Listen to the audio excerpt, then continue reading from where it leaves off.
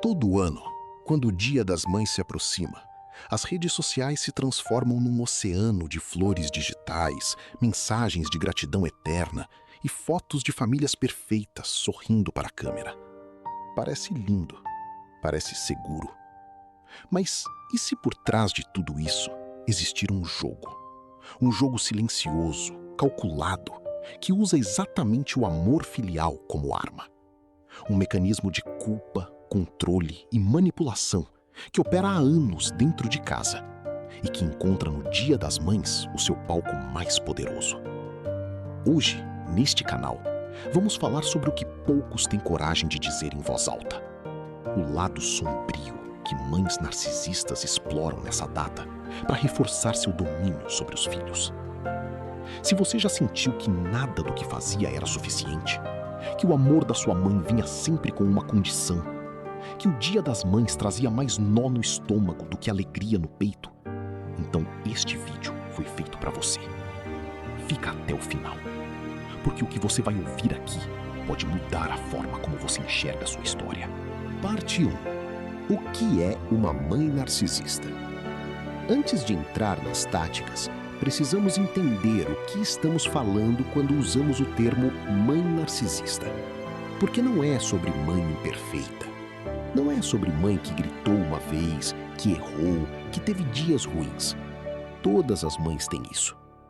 Estamos falando de um padrão.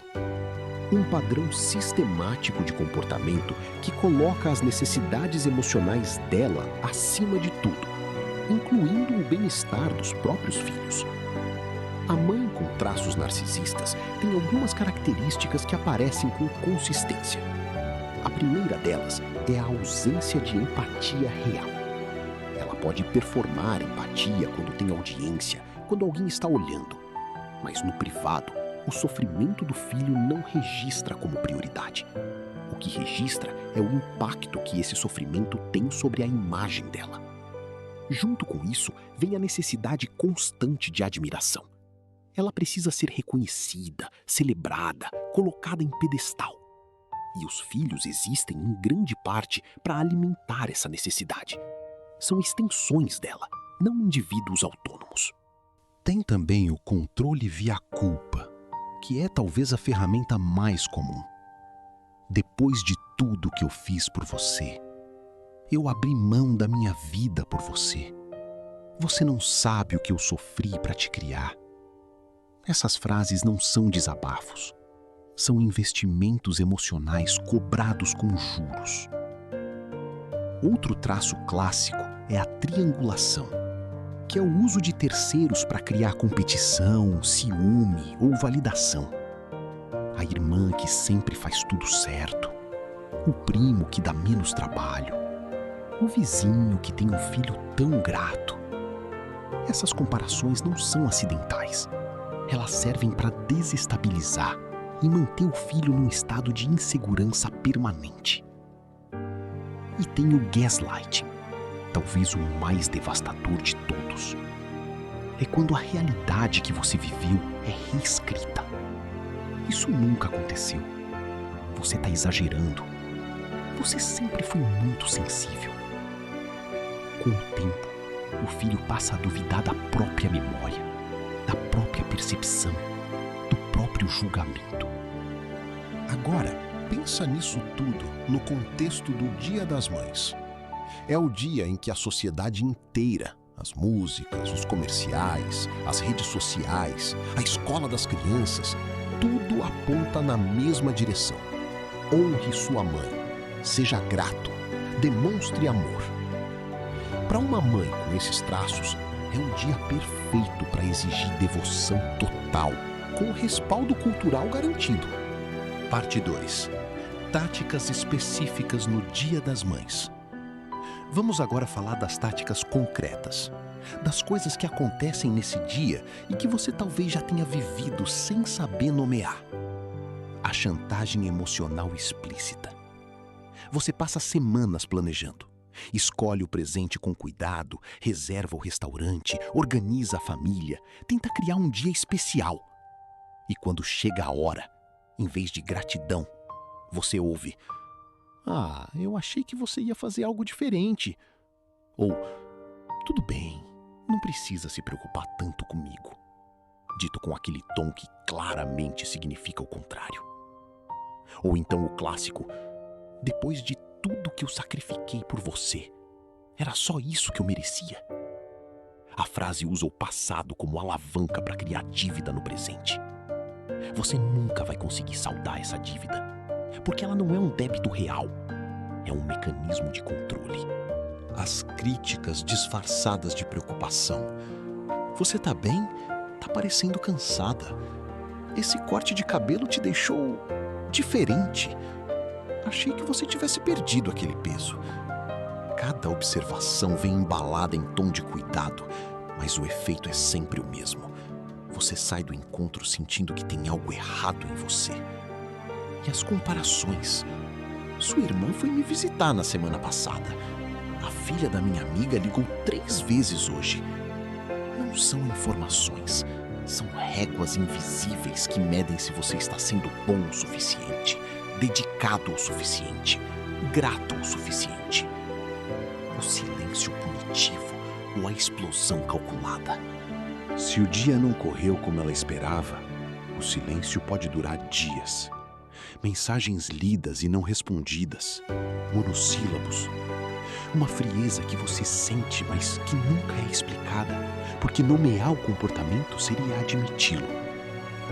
Ou o oposto, uma explosão desproporcional diante de um detalhe pequeno. O presente errado, o horário do almoço, a forma como você cortou o bolo. A reação é excessiva porque ela não é sobre o detalhe, ela é sobre poder. É um lembrete de quem controla o clima emocional do ambiente. A reescrita da história familiar. O Dia das Mães é também o momento em que a narrativa se consolida. Eu sempre estive aqui para vocês. Nunca deixei faltar nada. Sou a melhor mãe que eu podia ser. Essas declarações não são abertas para debate. Qualquer contestação, por mais suave que seja, vira ingratidão, crueldade. Depois de tudo que eu fiz. Para filhos que carregam memórias diferentes, especialmente memórias de negligência emocional, ausência ou abuso, esse ritual de reescrita é profundamente confuso. Você fica com 2 histórias na cabeça e não sabe em qual acreditar. O uso de netos e outros familiares como extensão do controle.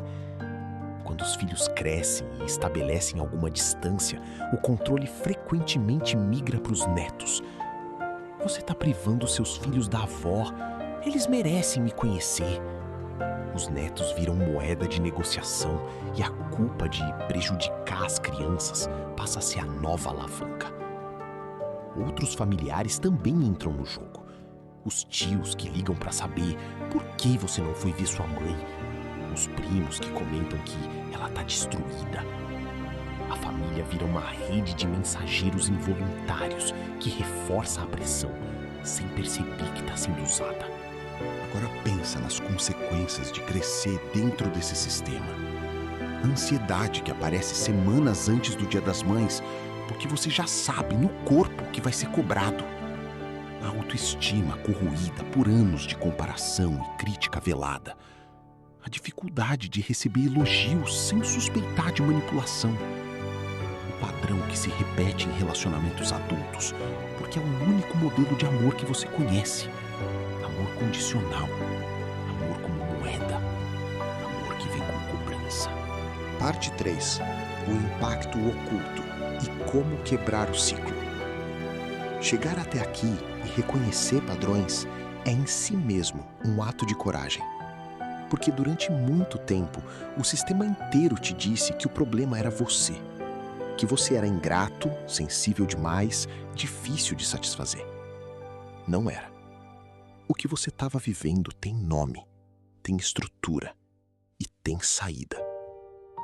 O trauma que se instala nessa dinâmica não é simples. Ele opera em camadas. Tem o impacto direto das situações específicas que você viveu. Tem a confusão de amar uma pessoa que também te machuca, porque você não aprende a não amar sua mãe. Você simplesmente aprende que amor dói. E tem o padrão geracional, porque em muitos casos a mãe narcisista também foi filha de alguém que operou da mesma forma. O trauma se transmite silenciosamente, de geração em geração, até que alguém decide quebrá-lo. Você pode ser essa pessoa. Algumas coisas que ajudam nesse processo. Limites claros, comunicados sem culpa. Limite não é punição, não é crueldade. É a linha que define onde você começa e onde o outro termina. Não vou participar de conversas que me diminuem. Não consigo estar presente quando o clima fica assim. Você não precisa justificar seus limites com uma tese. Uma frase firme, dita com calma, é suficiente. O desconforto que você sente ao dizer não é o peso do condicionamento. Não é o sinal de que você está fazendo algo errado. A técnica do Grey Rock. Para quem ainda precisa manter contato por questões práticas ou familiares, o Grey Rock é uma estratégia de neutralidade emocional. Você responde de forma curta, previsível, sem fornecer material emocional para alimentar o ciclo. Não confronta, não argumenta, não se defende. Vira metaforicamente uma pedra cinza, pouco interessante para quem precisa de drama e reação para se sentir poderoso. Terapia. Não como um sinal de fraqueza, como ferramenta de navegação.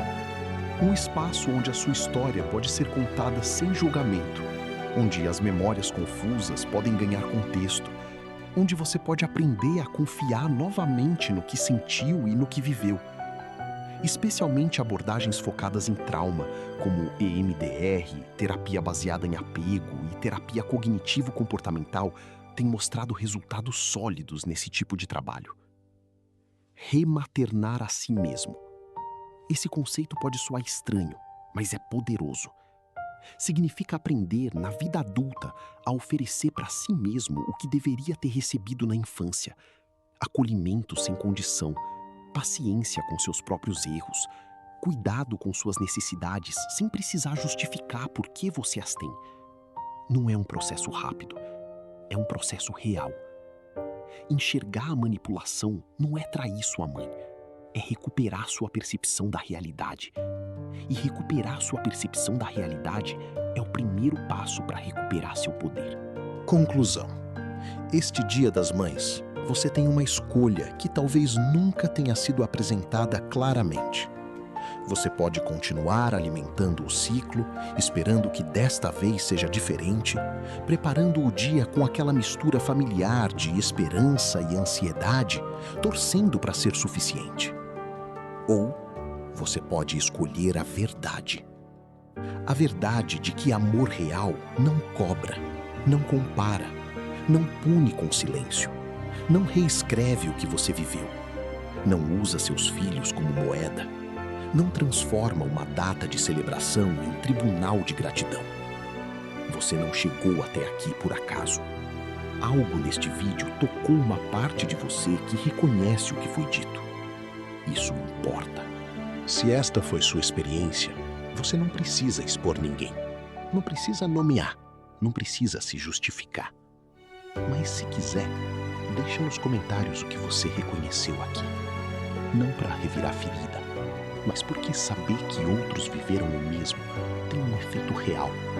Faz você parar de achar que é a única pessoa no mundo que se sentiu assim. Curte o vídeo se ele chegou onde precisava chegar. Compartilha com alguém que você acha que precisa ver isso, porque às vezes a pessoa ao lado está carregando esse peso sem ter palavras para ele. E se inscreve no canal, porque continuamos trazendo as camadas que ficam embaixo da superfície. Uma última coisa antes de fechar. Qual tática você reconheceu? Conta nos comentários. Você não está sozinho e não é obrigado a continuar o jogo.